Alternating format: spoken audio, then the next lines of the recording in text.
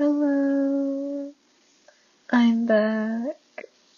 I'm so sorry for semi-abandoning you all, but I'm reading again, so let's hope depression doesn't hit like a fucking train again. Oh, okay. Sorry, my chest is way too tight right now. Anyways, today we are reading Chapter 41 of All the Young Dudes by MsKingBean89. Hope you enjoy. Chapter 41, Third Year, Home Again. In the corner of the morning in the past, I would sit and blame the master first and last. All the roads were straight and narrow, and the prayers were small and yellow. And the rumor spread that I was aging fast. Then I ran across a monster who was sleeping by a tree, and I looked and frowned, and the monster was me. Saturday 1st, September 1973. After the first job, Craig and his gang had been so pleased with Ramus that they'd taken him along for more, to houses, small businesses in the surrounding towns. Even without an invisibility cloak, Ramus found that he just had a natural gift for getting into places he shouldn't. That's what Craig said anyway. Bloody natural, this kid. Nature was a funny thing. Ramus found himself thinking. On the way to King's Cross, he remembered James leaving a bag of coins behind every time they baited honeydukes. It was not in James's nature to steal, it seemed, but Ramus didn't think this was a particularly fair assessment, when James had never needed to steal. He was the heir to an enormous fortune, just like Sirius. But the truth was, you just never knew what you were capable of until you tried. It must be very easy to be good when you have no reason not to be. Still, Ramus had resolved never to tell the other marauders what he'd gotten up to that summer, and spent the rest of his journey daydreaming about all the Christmas and birthday presents he would finally be able to buy his friends. Ramus's Hogwarts trunk this year was stuffed full of cigarette boxes and pouches of tobacco. Plenty to get a little business up and running. If he was savvy enough, he might get rid of most of it before Christmas. They were allowed to go to Hogsmeade this year, and Matron had signed his permission slip without a fuss. Even Madame Pomfrey thought it was probably safe enough for him to go. Matron, it seemed, had learned her lesson. She accompanied Ramus as far as King's Cross, then left him there with a curt goodbye, heart pounding as much as it had 2 years ago. Ramus flew at the ticket barrier and exhaled. Only once he arrived safely on the other side, he was home again. It did not take him long to spy Sirius, who was slouching against a station pillar beside his family. Miss Black was fussing over Regulus, who looked paler than usual, and was standing with his back very straight as while Purga combed his hair and hissed in his ear. She was obviously ignoring her eldest son, whose hair looked deliberately messy and whose robes were all artfully rumpled and out of place. Ramus thought it best not to approach. "Hiya, Moony." He was clapped on the back and turned around to see James and Peter grinning at him. James had grown a few inches, and his face looked slightly thinner, but he had the same brown eyes and the same mop of black hair. Peter looked himself, though he seemed to be recovering from a rather painful sunburn. "Hi." Ramus grinned back at them. His heart leaped with excitement. Everything just as it should be. The whistle blew and they climbed onto the train to find an empty compartment and wait for Sirius. He was finally allowed to join them at what seemed like the very last minute, and entered the car muttering darkly to himself. Keep up appearances, my arse. No change there, then. James winked at Remus. Sirius looked at them all, his face split into a smile. That serious black smile. I thought I'd never see you all again. Godric, you always have to be so dramatic. James punched him on the shoulder as they all stood up to greet him. You don't know what she's like, Sirius whined, clasping James's hand in a warm, brotherly handshake. When he saw Remus and smirked mischievously, Is that you, Moody? He deliberately craned his neck, raising his hand to shield his eyes and peering up. Can you hear me up there? Ha ha, Remus replied, shifting uncomfortably. I'm the same height as James. Not anymore, you're not, James countered, standing closer to Remus so that he could see that he was indeed half an inch taller than the dark-haired boy. Yeah, how did I end up mates with two beanpoles, eh? Sirius grinned, slapping Remus on the back playfully. Well, you have you, eh, Peter boy? Peter looked up from his pasty, confused. Peter Pettigrew looked no taller than he had when they were all 11, though he was considerably wider. Sirius appeared to be growing up gracefully and in perfect proportion, which was just typical. He was a little taller, but not lanky like James, slender but not skinny like Sirius. His jaw had broadened over the summer, too, the shadow of manhood rising in his features. Right, James rubbed his hands together as they all sat down. Now that that's out of the way, I say we move on to new business. Plans for the year? We had to finish the map, Remus said quickly. That had been playing on his mind for some time. It's not far off, and I bet we can figure out a homunculus charm if we really put the effort in. Definitely, James said. The map is basically our legacy, right? We'll work on it, I promise. And the other thing, Sirius suddenly said, very sharply. James and Peter exchanged glances, and Remus felt a knot tighten in his stomach. What other thing? He asked, frowning. James looked him in the eye, looking very serious.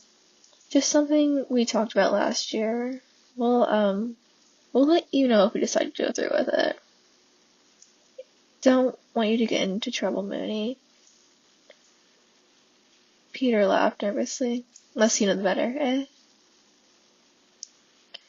Remus took umbrage to this. Hadn't he got away with participating in the most of last year's pranks, and had the least attentions? And hadn't he been the only one who'd even attempted to talk to Narcissa about Sirius's family problems? Of course, the others didn't know about that. If they had a secret, he could have one too. He looked out the window testily, ignoring the rest of the conversation. Finally, Peter sighed heavily. Where's the trolley witch? I'm hungry. I just saw you finish a pasty, James replied, mildly annoyed because he'd been midway through explaining his plan to bewitch all the Slytherin Quidditch team's brooms during their next practice. Yeah, but I fancy something sweet. Peter pouted, emptying out his pockets and only came up with empty wrappers. Remus saw his chance and finally cheered up a bit. I got you sorted, Pete. He dug into his suitcase and pulled out a handful of chocolate bars, dumping them on the empty seat beside him.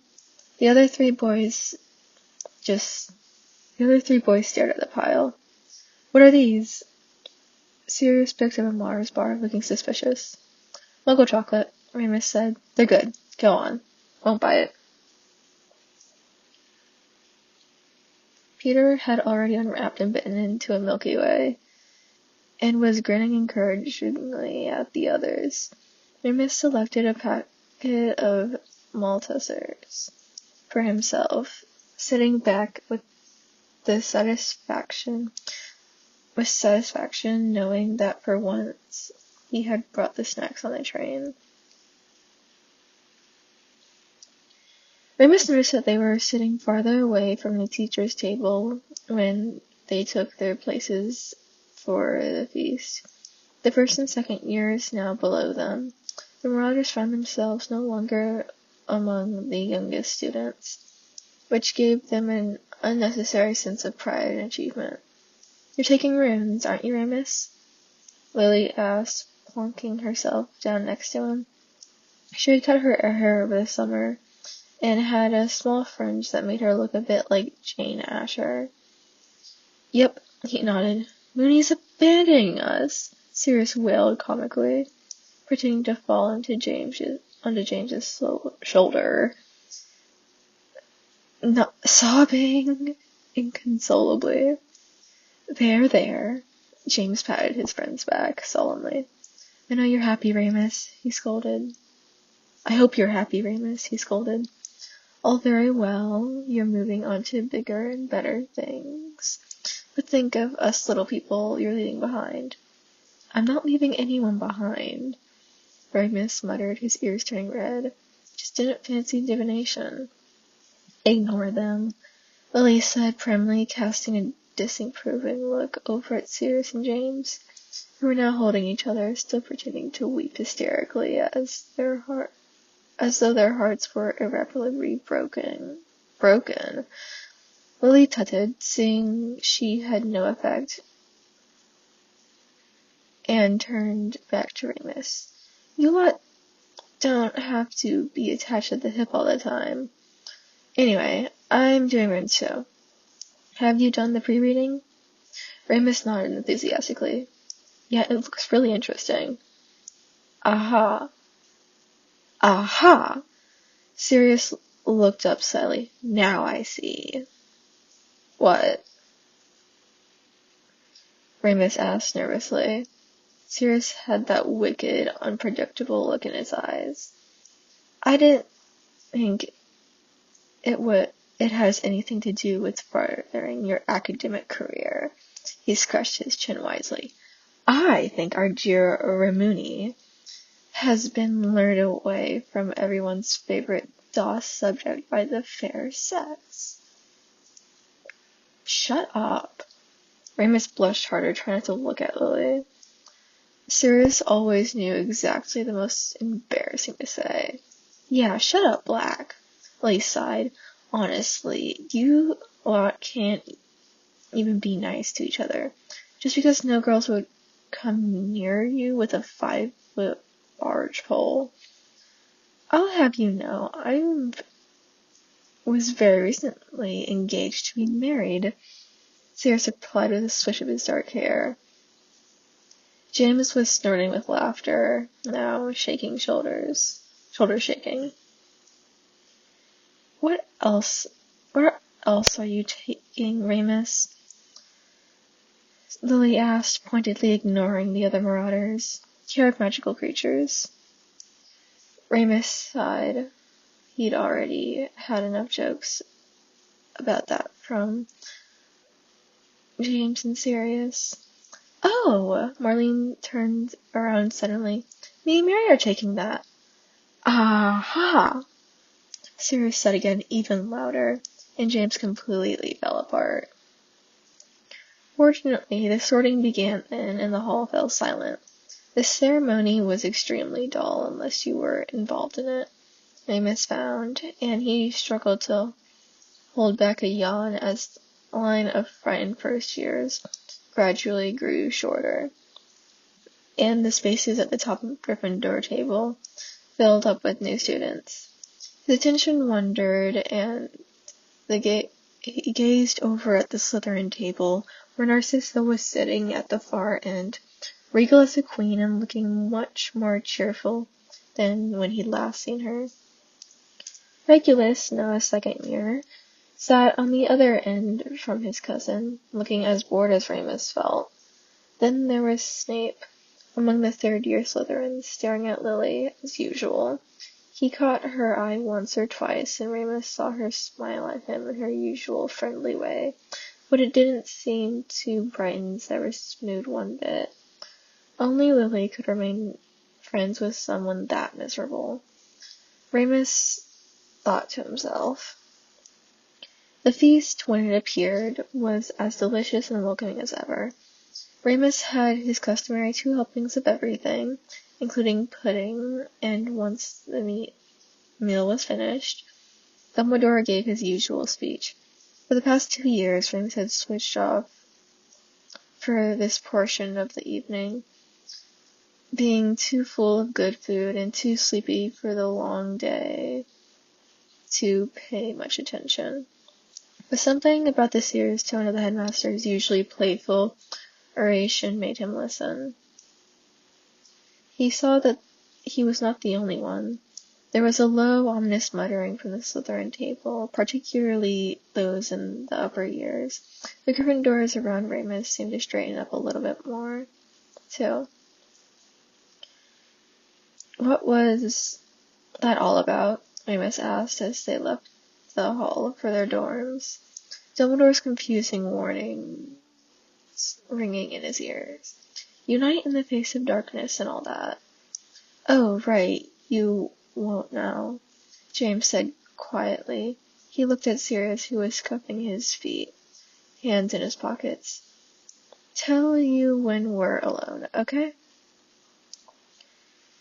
They waited to get that year's password, Godswallop, and headed straight for the stairs to their familiar dorm room.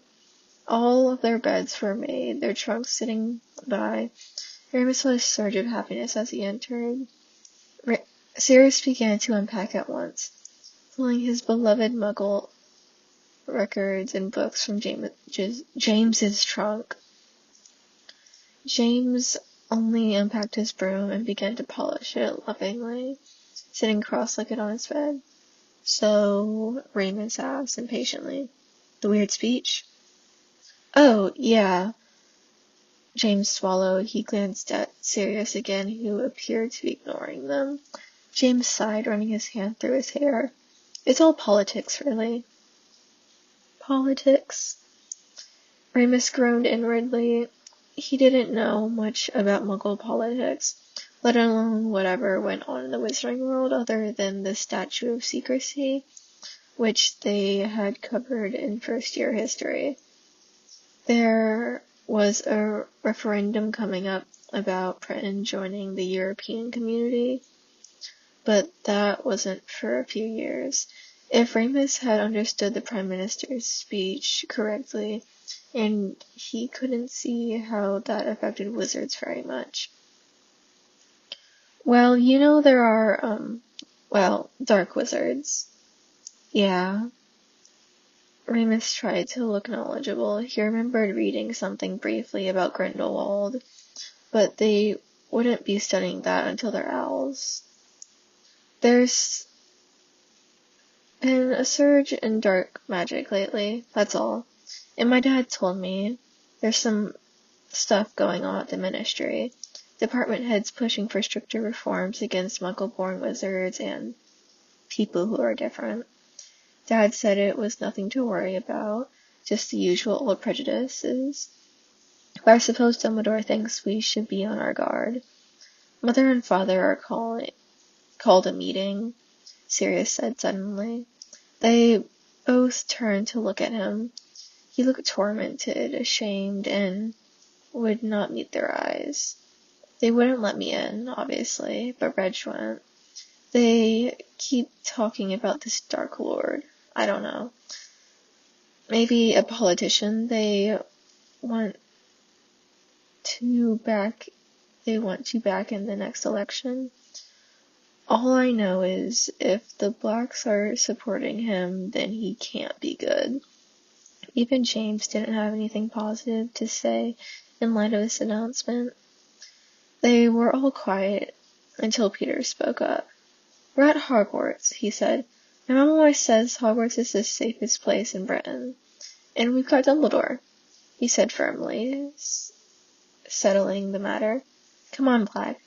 But you've got another awful Muggle record that you're just dying to assault our ears with."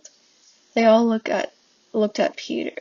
They all looked at Peter with mild surprise. Sirius grinned. "Actually," he said, dusting off his record player, "I have." Notes. Lyrics at the beginning of the chapter are the opening lines of "Width of a Circle" from David Bowie's Man Who Sold the World album. Well, that was chapter 41. Yeah, chapter 41. I hope you guys enjoyed this chapter, and thank you for sticking around, because, yeah. Anyways, remember to eat 3 meals a day, drink your 64 ounces of water a day, and I love you all. Bye-bye!